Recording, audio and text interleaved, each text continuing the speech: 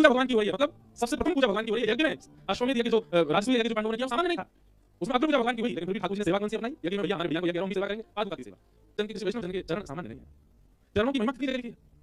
पूरा विश्व जिस स्तुति को गाकर के अपने रोग पीड़ा को दूर करता है, उस स्तुति में भी सबसे पहला शब्द श्री गुरु चरण सरोज जय जय निज मन मुकुर सुधार वर्ण रघुवर विमल यश जोदायक फलचार। गोस्वामी जी कहते हैं श्री गुरु चरण की महती कृपा की। आज राम जी का यश लिखा। एक हमारे ब्रज के एक बड़े परम साधक भक्त हुए, उनका नाम था मदन मोहन सूरदास। क्या नाम था? वैसे उनका नाम था सूरध्वज, पर क्योंकि परम भक्त थे इसलिए सब उनको सूरदास बोलते थे, मदन मोहन सूरदास। तो मदन मोहन सूरदास जी जो थे उनका एक नियम था। हमारे ब्रज में जब मदन मोहन जी विराजते थे तब की बात है। अब तो मदन मोहन जी कहाँ विराजते हैं? करौली राजस्थान में। मैं आज तक दर्शन करने नहीं जा पाया, भगवान कृपा करे जल्दी मदन मोहन जी बुलाए हमको। हमारे वृंदावन मदन मोहन जी का मंदिर देखा है? कहाँ है बताओ? परिक्रमा मार्ग में। परिक्रमा जब आप लगाते हैं तो परिक्रमा मार्ग में जैसे काली दह पार करोगे तब दिखेगा ऊंची कटारी पर लंबा समंदर, उसको लोग बोलते हैं सोने के कलश का मंदिर था, चोर लेके कूद गए थे गंगा जी में, जमुना जी में, ऐसा सुनाते हैं ना, उसकी मदन मोहन जी का मंदिर। वहां श्री मदन मोहन जी विराजते थे। लेकिन आक्रांताओं ने जब वृंदावन पर भी आक्रमण किया तो हमारे वृंदावन के कई निधि बाहर विराजे। तो श्री गोपीनाथ जी, गोविंद देव जी और श्री मदन मोहन जी, तीन ठाकुर जयपुर में सुरक्षा के लिए आश्वासन दिया पुजारियों को कि हम सुरक्षा करेंगे ठाकुर जी की, यहाँ ले आओ। तो गोविंद देव जी, गोपीनाथ जी और मदन मोहन जी, ये तीनों जयपुर में विराजे। पर राजा की पुत्री मदन मोहन जी की बहुत सेवा करती थी। उसने अपने संग ससुराल ले गई। उसका करौली में ब्याह हुआ तो मदन मोहन जी करौली चले गए। आज करौली में विराजते। जब वृंदावन में विराजते थे तो मदन मोहन जी का एक परम भक्त थे, उनका नाम था सूरध्वज। सब उनको बोलते थे मदन मोहन सूरदास। नियम था मंगला से लेकर के शयन तक सारे दर्शन करते थे। 8 बार दर्शन करने जाते थे मदन मोहन जी की, सारी आरती करते थे। इसको अष्टयाम सेवा। कोई अगर ब्रजवास करता है या वृंदावन जाता है, किसी एक मंदिर की सारी आरती किया करो, मंगला से लेकर शयन तक। आपको अनुभव होगा, सवेरे के ठाकुर जी ऐसे दिखेंगे कि आंख खुल नहीं रही, श्रृंगार के ठाकुर जी ऐसे दिखेंगे अब बदल गए, राजभोग के ठाकुर जी ऐसे दिखेंगे सच में भूख लग रही है, उत्थापन के ठाकुर जी ऐसे सच में दिखेंगे गैया चरा के आए हैं, और संध्या के ठाकुर जी ऐसे सच में लगेंगे ब्यारू कर रहे हैं, और शयन के ठाकुर जी फिर से ऐसे लगेंगे आंख बंद रही है, धीरे धीरे सो हुए। ये अनुभव यदि करना हो तो वृंदावन में कभी मंगला से शयन तक किसी भी एक मंदिर में पूरी आरती दर्शन करो। हम लोग दौड़ते भागते दर्शन करते हैं वृंदावन में। बिहारी जी दौड़े आए, अब राधा वल्लभ जी चले गए, राधा रमन जी चले गए, सब जगह जाओ। एक दिन भाग दौड़ वाला रखो और एक दिन स्थिर वाला रखो। स्थिर होकर के एक ही मंदिर की सारी आरती करो। सब नियम जान लो, कितने बजे कैसे क्या होती, पूरी पद्धति का दर्शन करो। आपको ऐसा अनुभव होगा कि आप नंद भवन में खड़े और सामने साक्षात यशोदा मैया लाला की आरती कर रही है, और वो रूप प्रकार बदलेगा ठाकुर जी का बार बार। उसको कहते हैं अष्टयाम दर्शन। ठाकुर जी का करो। मैं करता हूँ, कभी श्रीनाथ जी जाऊं नाथ द्वार में अष्टयाम दर्शन कर, सुबह मंगला से लेकर रात्रि शयन तक, राधा रमन जी मंगला से शयन तक एक बार करके देखो, बहुत सुख मिलेगा। फिर जब भी वृंदावन जाओगे आप अष्टयाम किए बने नहीं आओगे, आनंद आएगा। अष्टयाम करते थे ठाकुर जी की, सुबह से मंगला से रात्रि शयन तक। और रात्रि में जब शयन होता था ना तो ठाकुर जी से कहते थे, एक पद गाते थे, संतन की पनही को रक्षक कहाऊंगा, संतन की पनही को सेवक कहाऊंगा। मदन मोहन सूरदास ठाकुर जी से कह रहे हैं, हे नाथ मुझ पर इतनी कृपा कर दो, मुझ पर इतना अनुग्रह कर दो कि संतों की चरण नहीं, संतों की जो पादुका जिनको संत कभी कभी पहन लेते हैं, उन पादुकाओं का मैं सेवक बन जाऊं, उन पादुकाओं का मैं रक्षक बन जाऊं। कितनी ऊंची बात। सीधे चरण नहीं मांगे हैं, क्या मांगे हैं? पनही। पनही माने पादुका। एक महापुरुष खड़े होकर के मदन मोहन जी का दर्शन कर रहे थे और तभी सूरध्वज जी कह रहे थे, संतन की पनही को रक्षक कहाऊं, संतन की पनही को सेवक कहाऊं। महात्मा बोले, लोग भी इतनी बड़ी बड़ी बातें करते हैं ठाकुर जी के आगे, और कर्तव्य में आ जाए, करने में आ जाए, कुछ नहीं कर पाते। अब ये ठाकुर जी के आगे बेबिजूली की कह रहा है, संतन की पनही को रक्षक कहाऊं, और संतन की पनही मिल गई तो छोड़ के भाग जाएगा उनको। उनको पता था कि अष्टयाम करते हैं।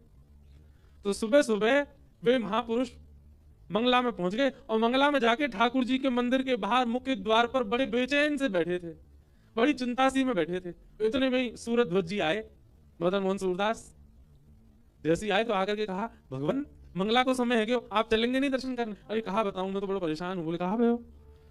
बोले आज 5वीं बार है, अब तक 5 बार मेरी पादुका चोरी है कहीं बाहर से, मैं उतार के जाता हूँ दर्शन करने, कोई ले जाता है। मैं कहाँ उतार के जाऊं, मैं तो बड़ी चिंता में हूँ, कोई भैया देखभाल करे मेरी पादुका की तो जाऊं भीतर।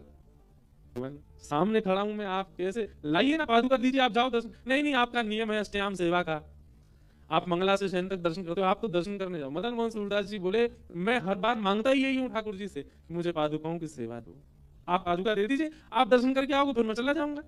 पादुका दे दी। और श्री मदन मोहन जी ऐसा नहीं कि बहुत संकोच में सेवा कर रहे हो, इतने आनंद में भर गए, पादुका लेके हृदय से लगा ली, नेत्रों से आंसू झरने लगे। बोले आज मेरी सेवा मानो मदन मोहन जी ने स्वीकार कर ली, जो नित्य मांगता था आज मिल गया। संत बोले प्रथम प्रश्न का तो इन्होंने समाधान कर दिया, मतलब पहला भाव तो अच्छा लगा कि पादुका इन्होंने, अब देखूं कब तक स्वीकार करेंगे। संत भीतर गए और भीतर जाके बाहर निकले ही नहीं, बैठे ही रहे भीतर। ठाकुर जी की मंगला हो गई, श्रृंगार हो गई, बाल भोग हो गया, ग्वाल हो गई, राजभोग हो गई। संत बाहर नहीं है। राजभोग कितने बजे होता है? 11 साढ़े 11 बजे होता है आज भी, मतलब दोपहर में राजभोग आरती तक हो गई ठाकुर जी को, संत बाहर ही नहीं आए। और झांक करके अंदर से देखें मदन मोहन सूर अब भी ऐसे ही बैठे, पादुका हृदय से लगा के, नेत्रों से अश्रु झर रहे हैं। आधा प्रहर, 4 प्रहर की सेवा तो निकल गई, तब तक तो इसने पादुका, अब मैं देखूं और कितनी देर संभाल पाएगा। उत्थापन हो गया, ब्यारू हो गई, दूध भोग हो गया, शयन होने लगा, साधु बाहर ही नहीं आए। लेकिन मदन मोहन सूरदास अभी भी ऐसे बैठे थे।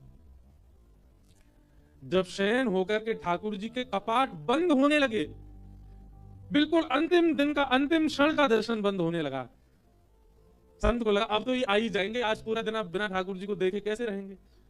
पर्दा लग गए, किवाड़ लग गई, ठाकुर जी के शयन हो गए, और मदन मोहन सूरदास ऐसे ही बैठे रहे। संत बाहर आए और निकल कर के चरणों में गिर गए, बोले कि मुझे क्षमा कर दो, मैं तो परीक्षा ले रहा था, आपने मेरी परीक्षा को सफल बना दिया। वास्तव में आप जो मदन मोहन जी से कहते हैं वो मानते हैं, संतन की पनही को रक्षक कहा हूं, संतन की पनही को सेवक कहा हूं। आपने करके दिखाया आज, आप बोलते नहीं आप करते भी हैं। चरणों में गिर गए सूरदास जी और कहा भगवान मैं मांग तो इतने दिन से रहा था ठाकुर जी से, पर कृपा करके आज ठाकुर जी ने यह संभव कराया। सत्य बताऊं, अष्टयाम दर्शन आप भीतर बैठ के कर रहे थे, पर आपके दोनों युगल चरणार बिंदों को हृदय से लगा करके जब मैं बैठा, इन दोनों चरणार बिंदों की पनही के स्पर्श से ऐसा स्पर्श हो रहा था मानो युगल बिहारी मेरे हृदय से लगे हुए, ऐसा अनुभव हो रहा था मानो किशोरी जी और ठाकुर जी मेरे हृदय से लगे। आज जैसा अनुभव पूरे विश्व में दिन में कभी नहीं हुआ, मुझे पूरे जीवन में कभी नहीं हुआ, ऐसा लगा दोनों युगल सरकार मेरे कंठ से लग गए। महात्मा मुरीद हो गए, सेवक बन गए सूरत ध्वज जी के। बोले कि आपके भाव को प्रणाम। सूरत ध्वज जी बोले आज सचल शरीर से तो दर्शन नहीं कर पाया मैं ठाकुर जी का, कम से कम देहली प्रणाम ही कराऊं। और सूरत ध्वज जी जैसे ही देहली प्रणाम करने गए, अपना माथा जैसे ही देहली पर रखा तो देहली के फर्श का स्पर्श नहीं हुआ, ठाकुर जी के अद्भुत नख और श्री चरणार बिंदों की उंगलियों का स्पर्श माथे से हुआ। जैसे स्पर्श हुआ, स्पर्श होते ही सूरत ध्वज जी बोले अरे ये फर्श की जगह ऐसा काय को लग रहा कोई की चरण है। जैसे ही नेत्र खोल करके और ऊपर उठ करके देखा, साक्षात मदन मोहन जी खड़े हैं, और मदन मोहन जी ने खड़े होकर के प्रत्यक्ष रूप में दर्शन कराया सूरत ध्वज जी। कभी किसी महापुरुष के चरण छुओ मत जब तक वो आज्ञा ना दे।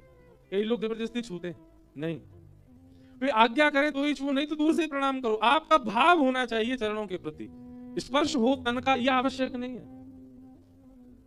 महापुरुष स्वयं प्रदान कर दे तो ही ठाकुर जी प्रसन्न होंगे। जैसे सूरत ध्वज जी को महापुरुष ने स्वयं अपनी पादुका दे दी और उन्हीं पादुकाओं की सेवाओं से ठाकुर जी प्रकट कर लिया।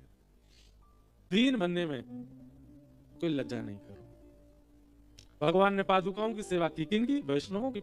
जिनकी पादुकाओं की सेवा स्वयं ठाकुर जी कर लेते हैं, उनकी पादुकाओं की सेवा हम ना करें। पादुकाओं की सेवा का मतलब आप प्रत्यक्ष पादुकाओं की सेवा मत माना कीजिए। पादुका वंदनीय क्यों है, चरण वंदनीय क्यों है?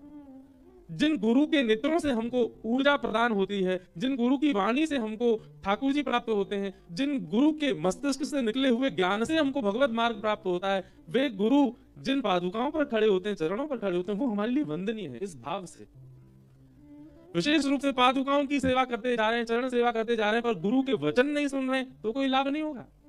मन और बुद्धि ये दोनों सुधारने पड़ेंगे पहले वचनामृत से, तब गुरु के चरण सेवा आपको अधिकार प्राप्त हो सकता, नहीं तो उसके बिना आपको प्रणाम भी नहीं करना चाहिए। मन बुद्धि परिवर्तित नहीं कर पाए गुरु आज्ञा से, गुरु वचनामृत से, तो आप चरण छूने के अधिकारी नहीं हो उस गुरु के। आप आज्ञा पालन नहीं करते अपने गुरु का, संतों का, वैष्णवों का, उन चरणों को छूने से अपराध और बन जाएगा आपको। पहले उनकी आज्ञा मानो, पहले उनके वचनामृत मानो, तब उनको प्रणाम करो।